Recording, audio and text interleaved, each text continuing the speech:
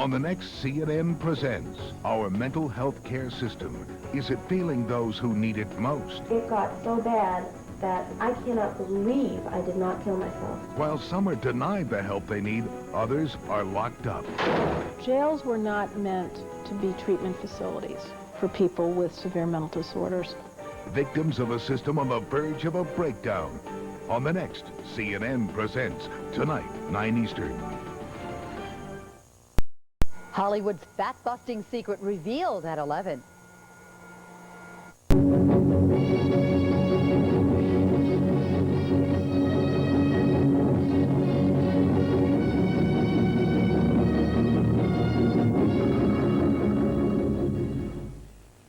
Здравствуйте, в эфире программа Program time. The schedule of the process of Russia's entry into the European Council has been completely disrupted. This was stated today by the chairman of the Parliamentary Assembly of the European Council at the session of the EU of principal significance for us, which opened in Strasbourg. The agenda of the session is very broad, but in the general opinion, the central topic will be the situation in Chechnya. On this will depend the question about the perspectives of Russia's acceptance into the European Council, which already includes 33 countries.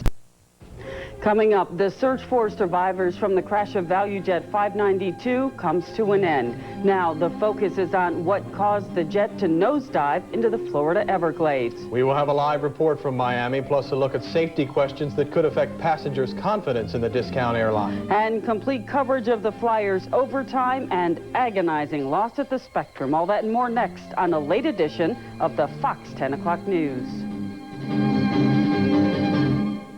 Put on a funny face, it could pay you off big on Don Pollock's World at 11. You, Jesse K., Commander Kloss, are sentenced to death. Coming up on Action News at 11, the jury decides Megan Kenka's killer must die. Tonight, her parents react to the end of their quest for justice.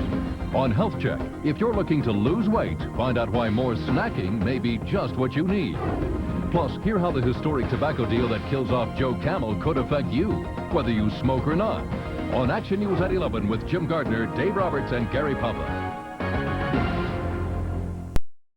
Coming to Frontline, two men, one ambition. One arrived at the threshold of the presidency by perseverance. Al Gore trusted his mind over his heart, and I think that is so today. The other by personality. Your ability to get things done is tied to your ability to bring people together. It's just who he is. He's just a people person. Two very different men. Our choice. Sunday night at 9 here on WHYY TV. Here is Tom Brokaw. Good evening, everyone. In Florida tonight, Secretary of State Katherine Harris certified George W. Bush, the governor of Texas, as the winner in Florida, and its 25 electoral votes, enough to make him president of the United States. Still, there are ongoing legal challenges to this election in Florida. But this is what the Secretary of State had to say tonight in Tallahassee. The certified result in the presidential race in Florida is as follows. Governor George W. Bush, 2,912,790. Vice President Al Gore, 2,912,253. Accordingly, on behalf of the State Elections Canvassing Commission and in accordance with the laws of the state of Florida, I hereby declare Governor George W. Bush the winner of Florida's 25 electoral votes for the President of the United States.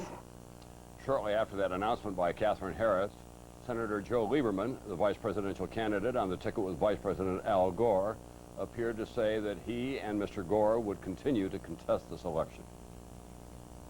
Vice President Gore and I have no choice but to contest these actions as provided under Florida law and in accord with the decision of the Florida Supreme Court. So there has been a certification, but no ultimate resolution in this case. We'll have continuing coverage on this NBC station, of course, on MSNBC. I'm Tom Brokaw.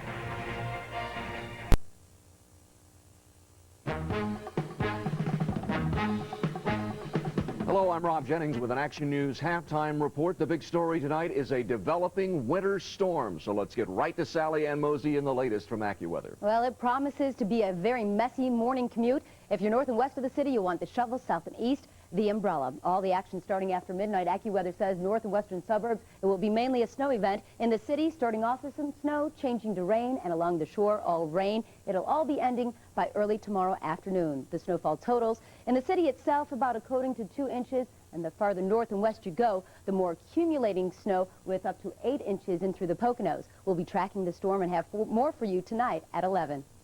That's our halftime report. Of course, we will be back at 11 with the latest from AccuWeather and school closings if there are any, and the rest of the day's news and sports when we see you at 11 on Action News.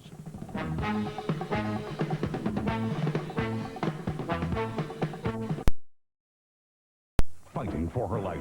Tonight on Action News, an argument over an unpaid bill almost turns deadly when a local restaurant owner is dragged not once, but twice 2 inches of her life.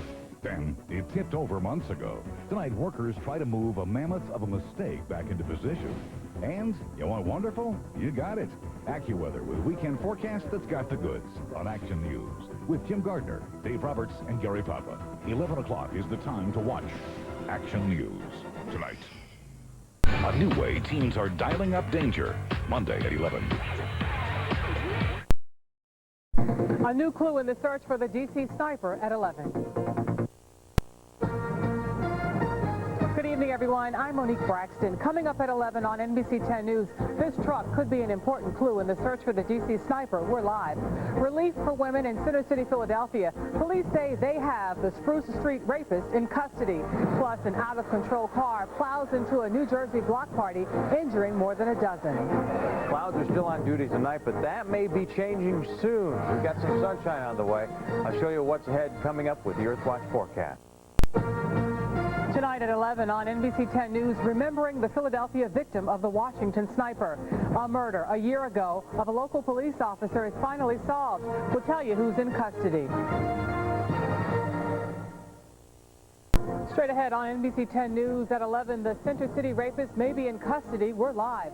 The search is on for a hit-and-run driver who nearly killed a teenager. Plus, Indonesia officials call it the worst act of terror ever.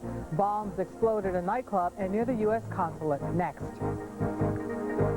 Dangerous food on local store shelves? The Undercover Investigation, Monday at 11.